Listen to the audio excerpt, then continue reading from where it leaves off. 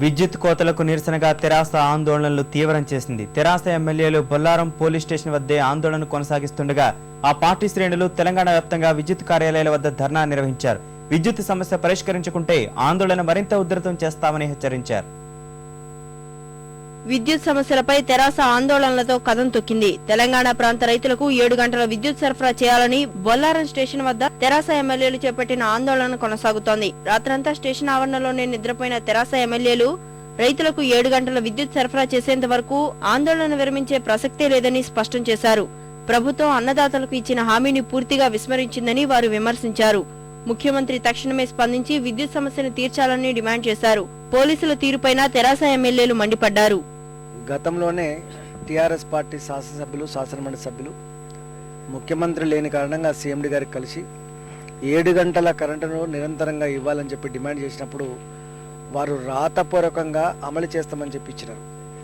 అది అమలు కాని కారణంగా నిన్న పొద్దున అది అమలు చేయాలని చెప్పి డిమాండ్ చేస్తూ టీఆర్ఎస్ పార్టీ శాసనసభ్యులు శాసనమండలి సభ్యులు సమారియా గారు కలవడానికి పోతే అక్రమంగా అరెస్ట్ చేయడమే కాకుండా దౌర్జన్యం చేసిండ్రు.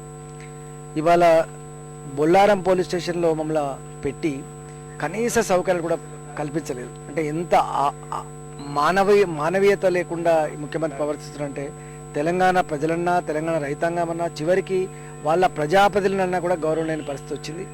ఇవాళ తెలంగాణ వ్యాప్తంగా 7 గంటల కరెంటును సాధించేంత వరకు ఉద్యమం ఆగదనటువంటి సంకేతంతో ఇలా ముందుకు పోతా ఉన్నారు.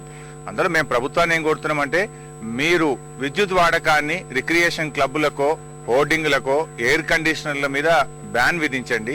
దేశానికి అన్నం పెట్టే రైతన్నకు మీరు ఇస్తామన్న 7 గంటల కరెంట్ ఇవ్వండి అని మేము అడుగుతా ఉన్నాం. ముఖ్యంగా తెలంగాణ రైతు ఇప్పటికే చాలా కష్టాల్లో ఉన్నాడు.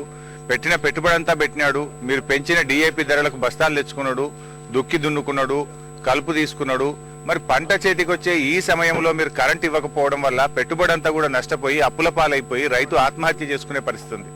ముఖ్యమంత్రి గారు స్వయంగా దీనిపై పూర్తి స్థాయిలో సమీక్ష జరిపి రైతులకు 7 గంటల కరెంటు ఇవ్వాల్సిందిగా మేము ప్రభుత్వాన్ని డిమాండ్ చేస్తున్నాం. విద్యుత్ కోతలను ఎత్తేయాలని డిమాండ్ చేస్తూ వరంగల్లో తెరాస నేతలు విద్యుత్ కార్యాలయం ముట్టడి ఉద్రిక్తతకు దారితీసింది. భారీ ప్రదర్శనగా వచ్చిన తెరాస కార్యకర్తలు హన్మకొండలోని ఎన్పీడీసీఎల్ కార్యాలయాన్ని ముట్టడించారు.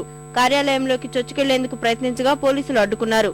ఈ క్రమంలో పోలీసులు కార్యకర్తలకు మధ్య తోపులాట జరిగింది. ముట్టడి జరుగుతున్న సమయంలో తెరాస విద్యార్థి విభాగం మంత్రి పొన్నాల ఇంటి ముట్టడికి యత్నించగా పోలీసులు అడ్డుకున్నారు.